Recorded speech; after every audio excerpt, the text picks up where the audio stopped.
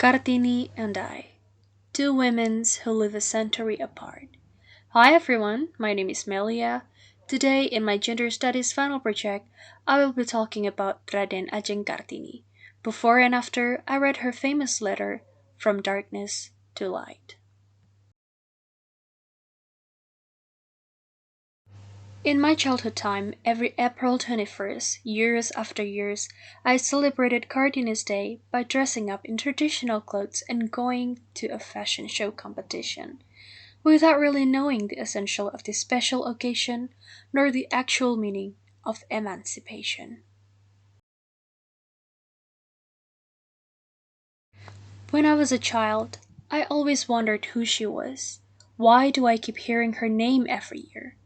When people uttered her name, sudden patriotic feeling sprang up on everyone's chest, and they began to say the same phrase, I reckon as, from darkness to light. This book was made out of Kartini's letter that have been compiled.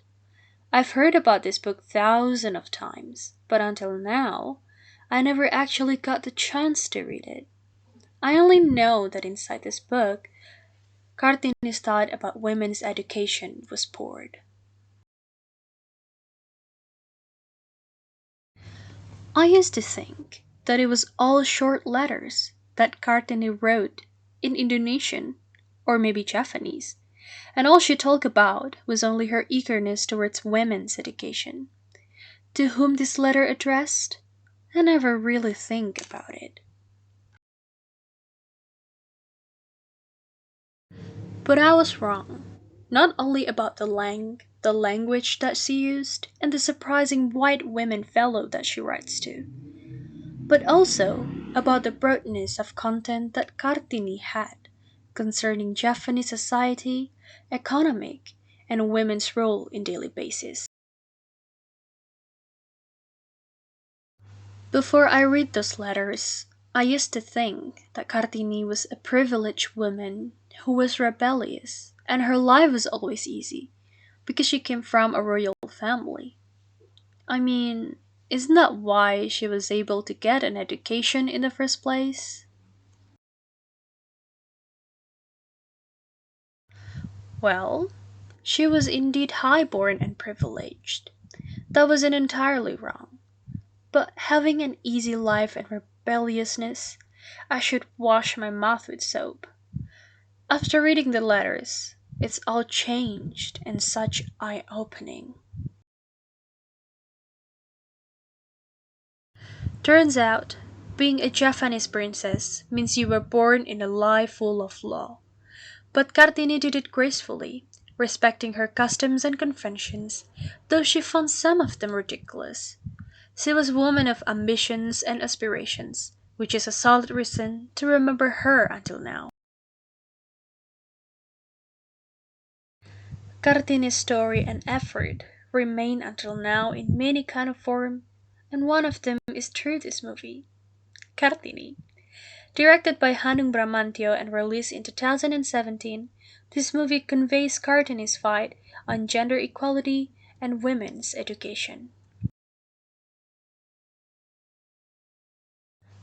The director of this movie portrayed Kartini as an optimistic, independent, and determined woman who lives in a strict royal Japanese tradition, which was at the time against women being thought to read or write at all.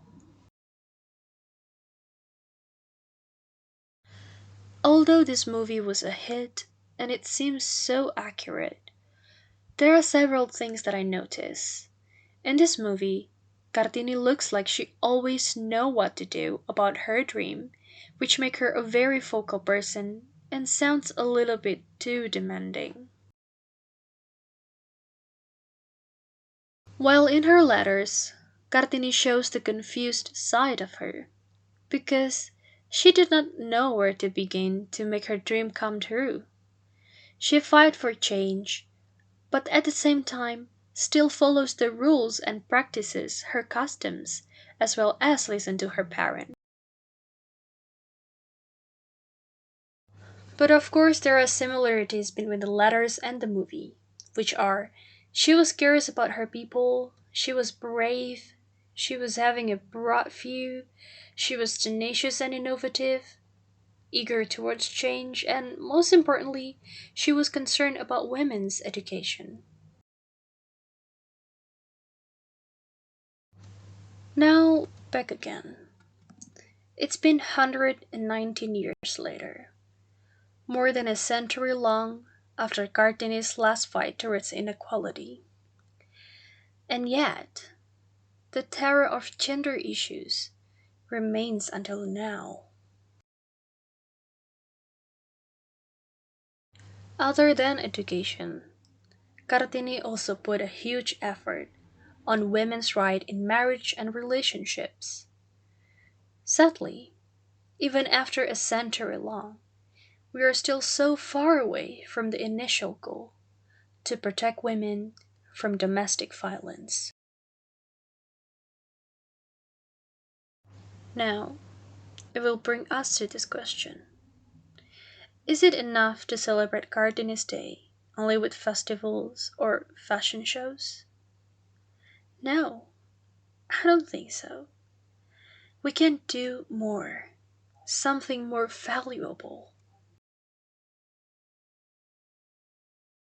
A seminar or workshop for women to empower them, annual fundraising for domestic violence casualties, social media campaign, or even volunteering in women and children's shelter to support them in person.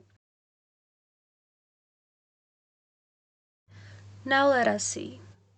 Nowadays, because of Kartini, we can see these incredible women share their ideas and thoughts in public, get the highest education possible, and eventually become our leader and our example.